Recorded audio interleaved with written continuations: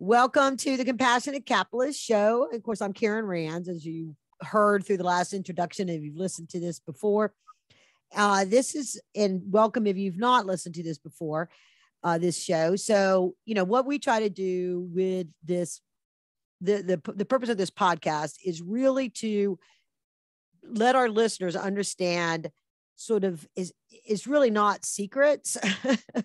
Although you'd think, because of the fact that it's always seems so challenging to get the best pathway for a company to scale and get to a point of having an exit, so that the investors that have invested in them, whether it's a organically grown business that's just got friends and family in it, or a full blown going for the golden ticket with a unicorn of angel investors and VCs, the challenge always is the ability to scale, to meet the milestones, create a profitable, well-running organization so that you can get an exit that is at a premium, and everybody gets wealthier as a result of, a successful build of a company and an exit. That is really the roadmap. And my guest today, and I apologize, I'm going to make sure I did not confirm about saying how your last name, Karl Maier. I say it Maier. Maier? Yeah. Okay. Karl Maier. He's the founder of Abunden, and he founded Abunden to help companies to build their management operating system so they can double their company within 3 years. In his various roles over the past 3 decades, he has been part of the leadership team in 5 established companies that have at least doubled sales in 2 years. Karl has worked in a wide range of roles, including systems and processes, sales and business development, finance, accounting, as well as mergers and acquisitions. He's leveraged that success into Abunden by creating the Abunden framework and led the development and practical management tools in the Abunden Management Toolbox app. The Abunden Management Toolbox allows companies to access the power of the Abunden framework at a more affordable price point. And of course, he brings education credentials, an MBA and BA from Rice University in Houston. Welcome to the show, Karl. Thank you, Karen. Excited to be here. Looking forward to it. Yeah, absolutely. So let me tell you, listeners, why I just gave you that, right? But here's the real reason why you want to listen to the rest of the show. When Karl and I were talking before, in setting this show up, I made this comment about why is it that, there's 10,000 books written on best practices for businesses. And there's just, there's a wealth of information, and the folks like me that help companies get the capital they need to grow and scale. And I work primarily on Reg A Plus now with companies that are in that 3 to 10 million in revenue that have kind of hit a wall. They need more money to actually go and scale and become a 20 million, $30 million company so they can get that exit that we talked about.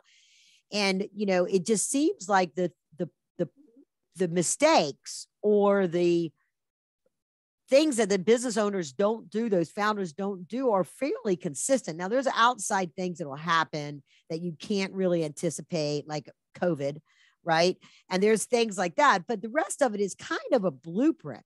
And so when I looked at, when Karl and I first started talking, I was like, well, how do you do this? Well, it seems like da, da, da, da, da. And he's, really humble in his accomplishments and his knowledge. And that's why it's great to have him on the show to share it here. He's forced to just go from the soapbox on this stuff. But, he really had all the elements of what it really takes. And we're going to break that down. We're going to go through why is it important to have a business strategy and plan that you constantly update, that you update on a annual, quarterly basis. Why is it important to actually have an organization chart and have the functions of those people and their responsibilities in there when you're growing in that earlier stage, and have the, use the LinkedIn little, generic person icon if you don't have somebody in that spot, but who's doing that now? And when it gets to be enough for two people, what is it that they're going to do? So you know the kind of skills that you need. And that's kind of how you get a corporate culture as well. How do you create that corporate culture of transparency so that management knows the obstacles that the employees are having, the problems that they're encountering, so they can create solutions for it, or they can figure out ways to remove those inefficiencies in there. And that comes from communication and transparency, and also a consistent way that management evaluates the performance of the employees based on the objectives of the organization. Right? So those are supervisor tools that so many of these early stage companies are just sort of flying by the pants. They kind of remember the thing they did when they were in a corporate gig, or that class they took in business school about this, that, or the other in the HR. And they're trying to just, roll with it, or it's just a gut feeling. They like a person or they don't like a person, regardless of what their contribution they're making to the company. And then all of that, a lot of times, a lot of coaching organizations focus on processes and procedures. And they're like, oh, you need a better financial accounting system, or you need an expense management system, or an employee onboarding system. And they do that kind of stuff. But those are like one little piece of a puzzle that doesn't actually address the whole organization and what does it need to do to break free of whatever's the barrier that's blocking them. And unbelievable growth does not mean that it's always sustainable. You'll come crashing and stalling, and you won't even see it coming when you don't have some of this stuff in place. And there's always an education element in growing and enhancing and cultivating your people. And so that's the framework of what we're going to cover. Hopefully we'll get all of that done in our time frame that we got today. I covered a lot of that there, but first I want to ask Karl. So, how did you to explain to our audience how you went from was it a corporate gig, and then you were advising some startups and stuff like that. Then you started your own company, and then you actually systematized yourself to be able to help other people, because there's a lot of heavy lifting in there. There's a lot of inspiration. There's a lot of your own obstacles and challenges to overcome, but then also the outcome that you have these tools and the software that you developed. Right. Yeah, there's a whole bunch thrown in there. My kind of journey in this growing companies, in the corporate environment, I was started there, and we had lots of resources and HR departments and training and all good stuff. And then my parents twisted my arm until I joined the family company, which was a distribution company, industrial distribution company. And, it was culture shock going from the, big corporate, I was in a banking environment, systems and within the bank, and then come down to a, 15-person company, with mom and dad, and, we got sales going, but, computers, processes, what's an org chart, plan. Yes, we've got a plan. We're going to sell more. What's your question? Yeah. So, all these things. And so I spent 5 years with the family company, and we had some success growing it. But like you say, just because you grow for a certain phase, you run into the next obstacle.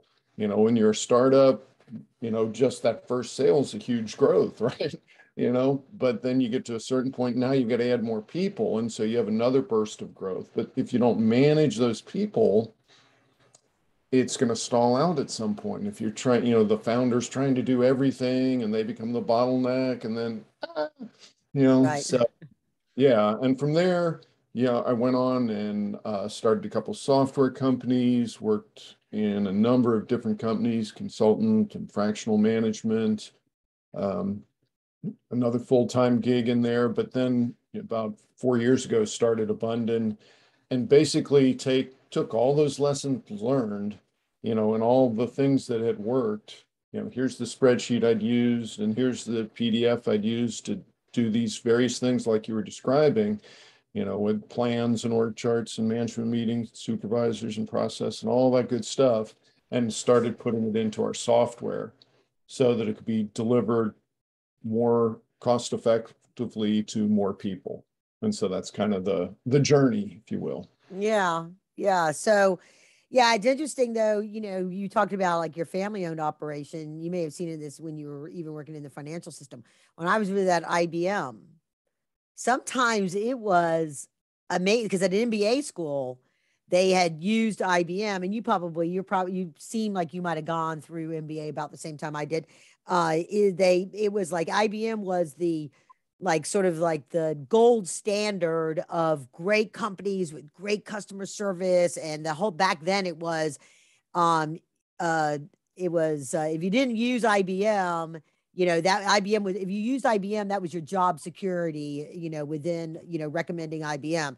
And then it started to change. And IBM had their own, problems, right? Where their property, their land became more, the buildings that they own was more valuable than the company itself and the equity in the company, because they really, really struggled. And so big and small. I mean, I saw it in my company. I was like, wait a second, I need to go back to that process management instructor in school and go, you cannot say that about IBM, because it was amazing to me in some cases how dysfunctional they were, even though on the outside they looked so awesome. And it was, whether it was product development, there was issues there in their way that they train people. There was just like all kinds of little pieces, parts, and things. And, every 6 months we seem to have another, consulting concept come through to try to, work on the corporate culture. I'm aging myself. Some of y'all that were in corporate gigs, I remember the green hat, red hat, black hat, white hat of, teamwork development and stuff. So anyway, it's a problem that'll plague. These kind of things are not just for startups, not just for mid-sized company or micro cap companies. They can affect any company along the way. So let's talk about like this from the very beginning, the business strategy. I always say, so many times companies will do a business plan just because they're trying. They barely even do business plans for angel investor money now, right? It's like PowerPoint with just some notes, and it's amazing to me that investors will make a decision and they don't. I go, well, they got to have that if you're going to get serious investors that are serious about not just throwing money on the wall and seeing what sticks. They want to be able to look at elements of a business plan that is going to be like how, that you have thought through parts of this, and then elements of that, like what's the sales strategy, what's the go, that you can extract out and give to a sales director, sales manager to say, go and develop this and implement it. And they get buy-in from it and all that kind of stuff. And that's the big plan. But even at IBM, I just mentioned but at least every January, executives went off for a retreat. All of our managers went off, came up, bottoms up. It started at the account team and went all the way up in the division of what were your goals and objectives and what were the obstacles and what were all this kind of stuff. And it funneled up, and then it got presented to the CEO from each of the heads of the divisions and summarized up, right? And so even big companies do that. And it just amazing me how many small companies don't, they put that thing on the shelf and then they never dust it off. So tell our listeners, Karl and Will, what is the purpose of you have made it really simple, a 1-page business plan that becomes a measuring tool, a guidance tool. Talk about how your clients use this 1-page business plan as part of your Abunden Management Toolbox. Right. Having, like you say, that bigger business plan with more depth is really valuable. So big fan of that, but we don't focus on that as much as kind of how do we communicate the key points in that to our team. And so that's why the 1-page business plan is there. And it connects to the other parts of our toolbox. So it ties into the management meetings, both on a quarterly and weekly, annual basis. It ties into the evaluation process. We want to say, okay, this is the company. What's our mission? What are our values? And I mean, that ties back into the evaluation process for are our people following our mission and values? And so we can get feedback and give feedback based on that. And so, and we can do that. It's a pretty simple process, and simple is important for a small company a lot of times because it actually gets done. Right. If it's not, no matter how perfect it is, if it doesn't get done, it just doesn't matter. Right. So, but yeah, starting with, where are we going? And so once we've got our kind of mission and values, now where do we want to end up, 7, 10, whatever years down the line? Do we want to, exit? Do we want to go public?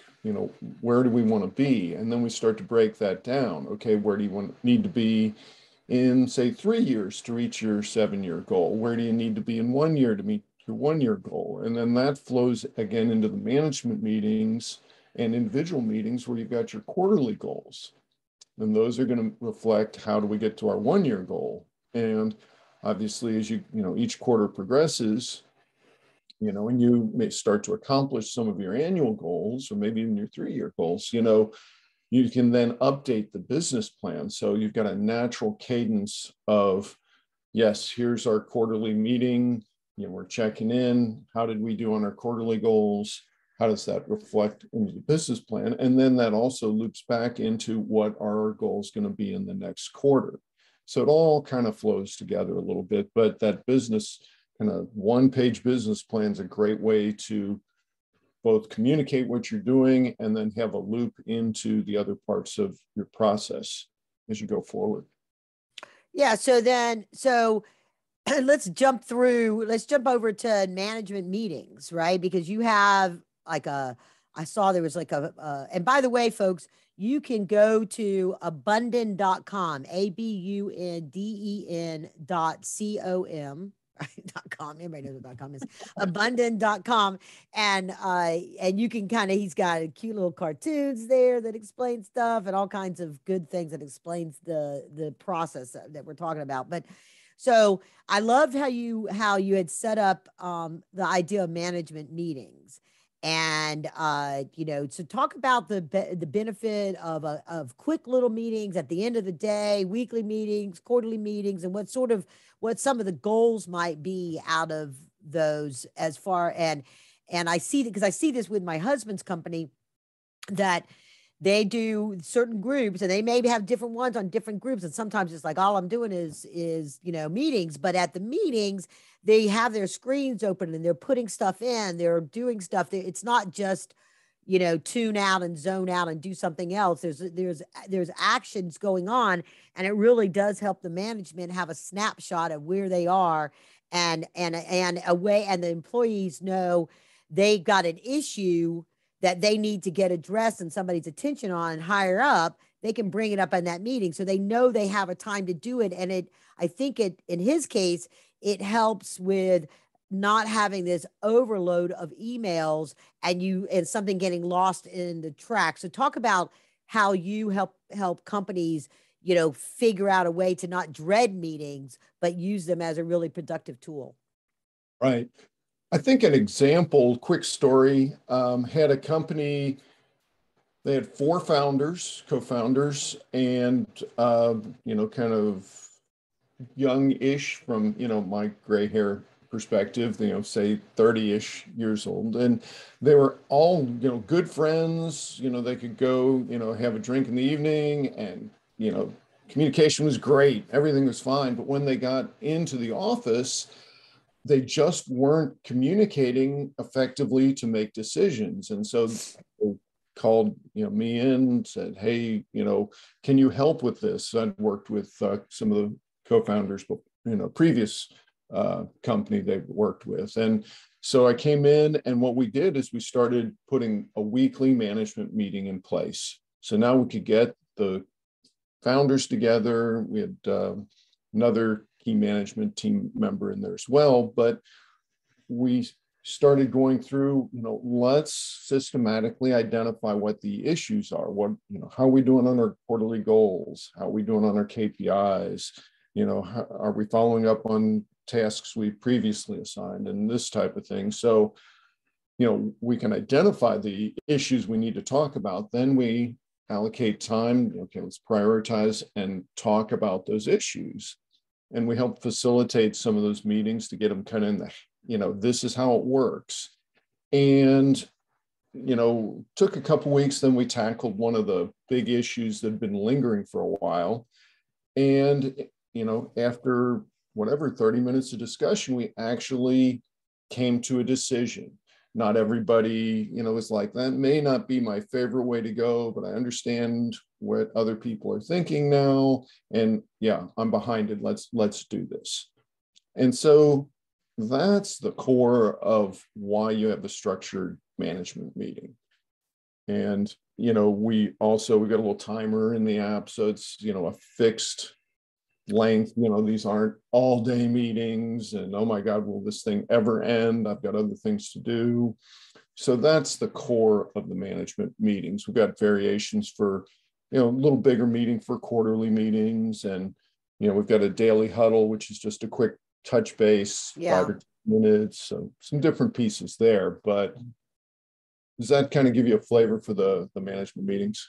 Yeah, absolutely. So, because I like the daily huddle thing, because I think that's the kind of part of it that, and for employees, and then maybe this comes rolls into supervisor tools, but for employees to not feel like they're being micromanaged, but being able to elevate the challenges for the common goals and objectives of the organization, right? Because they feel and believe that management wants to know what it is that they're challenged with, or what's keeping them from getting the job done or getting past this one thing, so that they can help them.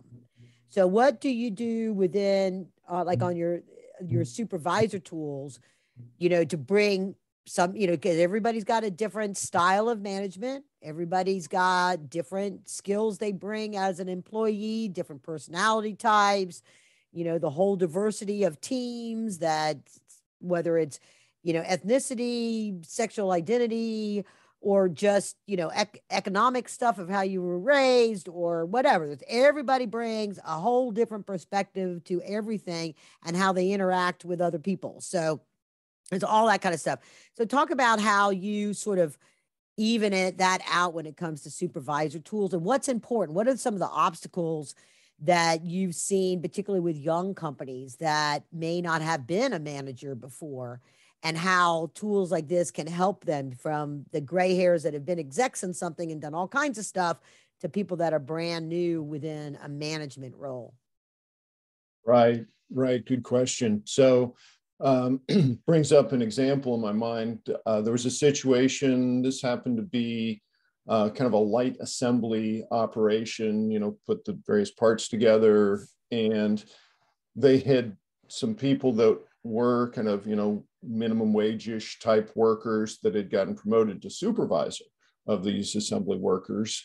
And so they hadn't been through, a lot of management training. And, I don't think any of us were born knowing how to supervise or manage. And so the managers actually came to me and said, well, we're so frustrated. These supervisors, they're arguing with the employees. They're got a bad attitude with us, and, productivity's down in that area. We probably need to upgrade those positions to higher paid positions, but wow, it's not a high margin business. We don't have a lot of budget to do that. Do you have any suggestions? And so what we ended up doing is saying, let's start with the one-on-one meeting with the manager meeting with those supervisors. And, so we started to kind of, let's do that once a week in 30-minute meetings. And the first 10 to 15 minutes are about listening to that supervisor, listening to your direct report, and trying to not answer their questions, but just understand where they're at and what's causing them challenges, headaches, problem, whether it's their dog died, or, the water fountain's broke so nobody can get a drink, or who knows what it might be. And then, after you do that listening portion, then the supervisor can check in on KPIs and, the issues that are concerning them, and occasionally talked about the employee's career and things like that. So we started building that habit. It took like 60 days for the managers to even do them consistently, the one-on-ones. And then it took a little while for the supervisors to start to build the trust, like somebody's actually listening to me. Yeah. And then, but then about 4 or 5 or so months out, the managers, I was, meeting with them on a different topic. They're like, oh, but before we get started, you won't believe our supervisors. They're coming to us with suggestions now, and they're not arguing with the employees, and productivity's up in the area. It's just, wow, I can't believe it. And so that is really the core. There's some other pieces, but that's the core of our supervisor tools. And, it's not a complicated concept of we need to have a relationship in order to build trust, in order to get things done. Yeah. Yeah. Well, and that's, people, employees and mid-tier managers all are more loyal to the company. They're more productive when they know what it is that they're supposed to be doing, and they're getting the feedback that they know that they're on track or not on track or adjusting this or whatever. It's just, otherwise they're guessing at what they need to do. And it's not really, it may or may not be impacting the company the way the executives want it to be done, to impact. And then it looks like the executives look like, well, that person just doesn't know how to do their job. They're just not the right person for that job. When in reality, it was because they lack the direction and the, and the feedback on what it is that they want to be done and what authority do they have. And then it also, I think it probably gives trust with it up and down the line, that you can give more decision-making authority down the line and push some of that, make that decision-making less centralized in some cases. Right. And then that's even more empowerment and more loyalty and more satisfaction when it comes to working for a company. It's amazing how it all circles around, right? Oh, exactly. Yeah. I feel so strongly about the pushing decisions down to the lowest level. In fact, one of our forms of our org chart actually says, let's specify the decision rights. What are the limits of authority of each, person at different levels? And I mean, in big companies, that's real common. You can sign for this amount of dollars or whatever, but, just having that as a conscious decision, I think is hugely valuable. You want the lowest level that can handle it to do that task. You don't want the CEO, filling out, whatever customer support forms. I have a story that's really funny about that. It was back in it was like right around the .com bomb, like early, shortly after it. And we have a company here in Atlanta that's really famous and, like name brand kind of company. And I think the founder he's gone on to do big things. But he had just either IPO'd. I think he had just IPO'd, and they'd moved into a new building, one of those where you got your logo up on the top of the building, and he was being interviewed. And what I was reading was an interview, and the interviewer talked about him being interrupted for somebody to come in so he could pick the color of the carpet in the lobby. And I'm like, isn't there a little bit more that this founder that just went through this big thing should be doing? Couldn't he give that to his secretary? Does it really matter what color the upholstery is on the couch and that kind of stuff when he's trying to, and then literally after they'd had this big thing, they did sort of implode and have a tumble. You know what I mean? And I was like, that right there says they lack the organizational structure, the processes and procedures that shows what the priority is. I think they might have just received a huge amount of money and what the priority is, because he needs to be out there doing what he needs to do to close contracts and that kind of stuff, and not picking the color of their upholstery on the, in the lobby. So yeah. And so let's get to talking about organizational charts itself, right?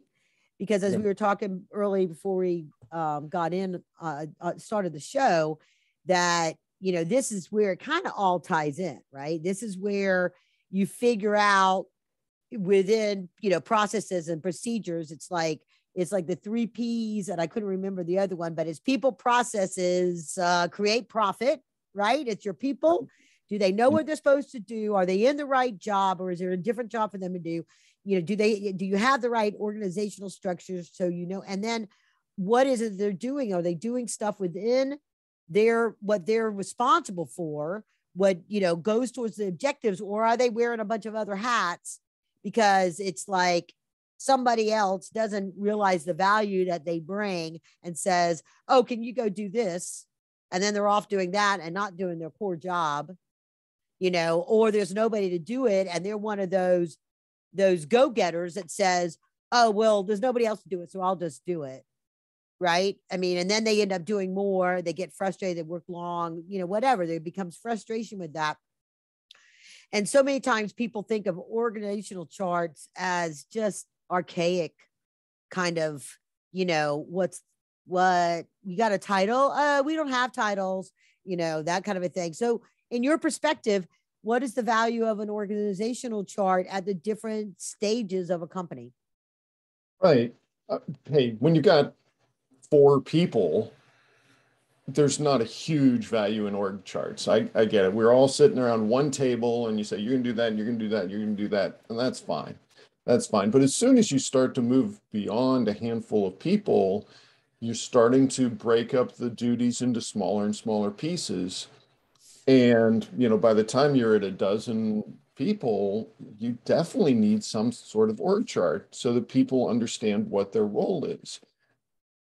Confusion causes frustration. Frustration causes people to shut down and become less productive. That's the last thing any of us want when we're running a company. So an org chart is one of the tools to battle that. And one of the things that I've seen is that historically, doing an org chart is a pain. It's like, wait, I'm going to get PowerPoint out or Excel. There's a template for that. It's like by the time I, actually get it up to, check and say, oh, look here, I took the notes and I updated it. Well, it's changed again. It's like, So, we like to have, a tool where you can do it in real time while you're talking. But the value of really having the org chart is knowing what you're supposed to do, what you're not supposed to do. And everybody knows that. We don't have the confusion. We don't have people arguing about that's what my job. No, that's my job. Or even worse, nobody does it because they think, well, that's their job and that's their job. So that's what I see as the impact. And yeah. Well, yeah. And like my daughter just went through this situation. She's been working for about 2 years with a fast growing organization, primarily property management. They do real estate development and property management and things like that. And they've, it's a family, second generation kind of a deal that in a way, these guys kind of just sort of inherited a money machine and have not really and when she first went to work there, their method of hiring was bring you in as receptionist. If you last longer than 2 weeks, then you'll get to move into a leasing agent or a sales thing or this or that kind of stuff. And no real organization chart at all, other than we're the bosses and you guys do this stuff and you might have this and, kind of a thing. And when she first went in, they had they didn't even have a directory. She was like, I don't even know how to send this stuff. So she created all that stuff so that people would know where to go and how to contact people. And a lot of people, and of course, in a real estate kind of thing, they're not in the office, they're someplace else, right? And they had no marketing department. They had some people randomly doing social media and that kind of stuff. And they had a website, but they had no marketing department to market their properties or market any of this kind of stuff. So when she went in, she was like, that's kind of the thing I want to do. That's what her degree was in. So they basically let her create the marketing department. And she took on great responsibilities, completely re-engineering their website, setting up a whole social media thing, billboards, all this stuff for these launches of different things, drone images for here's what our great little property looks like, and just did all this kind of stuff. But in part because they didn't have an org chart, they didn't do management status meetings. They have no supervisor tools. They rarely had processes and procedures. When they had a fire, they go, hey, can you go over and be at this property? They're having problems. And she would be over there. And she's like, okay, what am I supposed to do? I don't know. You just go figure it out when you get over there. She goes, well, I'm doing these other things. Or when she had deadlines, they didn't give her, push down the authority, so she's like, okay, we've got this property launching available for lease on this date. In order to do XYZ, that, here's the calendar as it backs up. And they wouldn't make a decisions.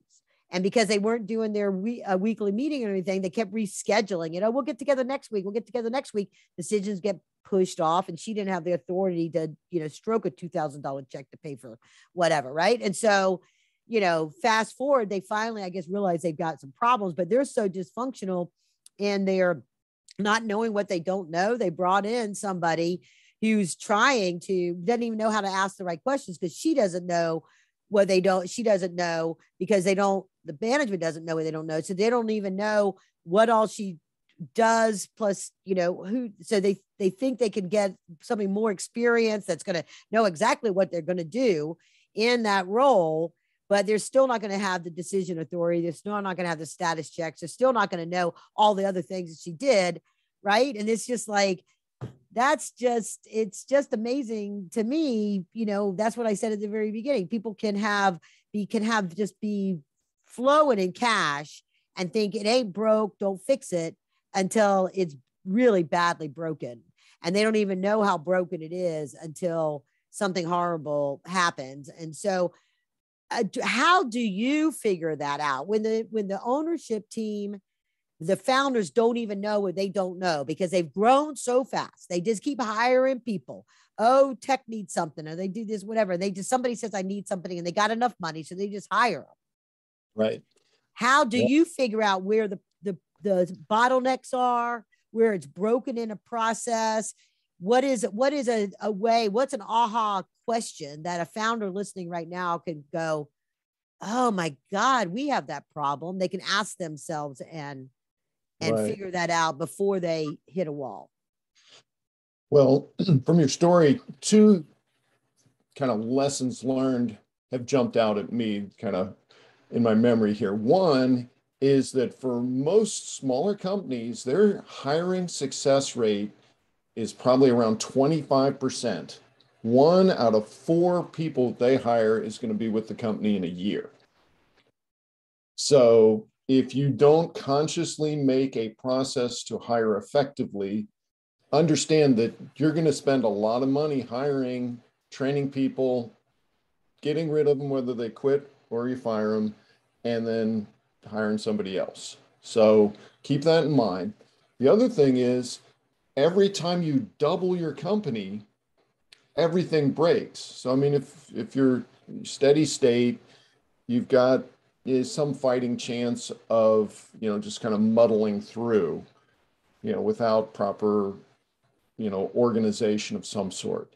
But if you're doubling, everything's already going to break. You've got, where you used to have one person doing a job, it's going to get split. Now there's going to be 2 people. That's more communication. The systems that you've been using just don't fit. The processes don't work anymore. Yeah. Everything invented. So the faster you're growing, and, I've been, one company I was with, we 10x in 3.5 years, another 7x in 4 years, and many of them doubling in 2 years. I mean, just at those kind of rates, and those aren't Facebook growth rates or Google growth rates. Right. Those are, but still at that pace, things break quickly.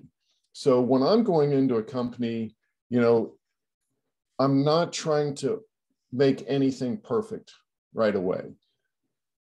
I want to, if I can make a quick, 80%, this is 80% effective, man, that's awesome. Because if you think about it, if I make something 80% better, that's great. Well, if I do it again, and then again, well, I've gone from 80% to like 96% to like 99%. So you don't have to aim for perfection each time you're making an improvement. You just need to make things better because you got a lot of different things to keep up with. We got accounting's not keeping up over here, and we need CRM over here, and operations doesn't have procedures, and our hiring's not working, and our communication between management isn't working. Overwhelming. Does you say that? And I'm like, I see that stuff, and it's like, yeah, that can be really overwhelming to founders that are also trying to make sure that they don't break their revenue process or mess up something there. They tend to. Have you found that a lot of times companies are so focused on generating revenue as their solution that they don't understand or value the operational side that makes the revenue happen? Absolutely. I've heard that about 2/3 of company founders tend to be sales type people. Sure. Mm-hmm. And hey, you've been rewarded your whole life. Everybody tells you how important sales are. You understand if you don't get sales, nothing else is going to happen. So, but then if you don't give some value to managing that process, you risk either, just plateauing, getting to a certain point and you can't grow anymore, or even worse, you get to a certain point and it all explodes. We grow, and we haven't kept up with the finance and the operations, and quality falls off. And now we've got unhappy customers and we've got unpaid bills. And we don't, there isn't a recognition that, as we sell these awesome sales and we're giving people credit and they're not paying us for 30 or 60 or 90 days, we run out of cash very quickly. And if the one thing you can't do in business is run out of cash. If you run out can't pay people, you're gone. You can do a lot of things wrong, but don't run out of cash. Yeah. Okay. So last thing, let's say, so what is it important? I mean, a lot of times people will think, okay, I need to learn more the latest programming system, or I need to learn the latest of this and that. What does learning management, what role is that within an organization for efficient processes to be able to scale and sustain? Right. So, if you're the founder of the company, you've got all this knowledge in your head and you start training people. And a lot of nowadays it's so easy. Hey, I'm going to do a Zoom call and we're going to record it. And that way, next time this situation comes up, I won't have to do it again. And that's an awesome idea. But I've seen this many, many times, okay, now 90 days later, and you're like, I know I recorded that. Where did I put it? And then how do I give access to this other person? And, oh, forget it. I'll just do it again. So with the Abunden Toolbox, one of the elements is we can take those training elements, whether it's video or documents, whatever format, and make them centralized, searchable, and accessible for your team. So we can educate people. The math is pretty easy. If you only have to record it once and you can train 10 people, wow, that just saved a ton of time, money. So that's the basic idea. Okay. So it's things that they're for onboarding, for whatever that is within the system. And, okay. So, those were all of the pieces and parts and the elements of success. Anything else you'd like to add that you like, this other thing, Karen? Anything else, Karl? We've covered a lot of, my favorites. Everything breaks when you double sales, don't run out of cash. But the main thing that is really why I founded Abunden is that everything gets done through people. And so motivating, organizing people is the way you keep growing a company. That's my perspective. Yeah. Well, and like on the, from that perspective on the org chart, when I'm coaching companies, particularly if they're participating in our entrepreneur capital mastery workshops, then, we say, yeah, you're the four guys at the table, or the two guy, gal and the girl or whatever, at the table now. And this is your duty. So you have to look at what is it that y'all define your own roles. Because a traditional org chart, has all the different functions of, HR, operations, customer service, customer sales, marketing, all that kind of stuff, IT, all of that, right? And things are following. You can go to Small Business Development Center and you can probably Google org chart, right? You can get that stuff. I have it in my coaching program.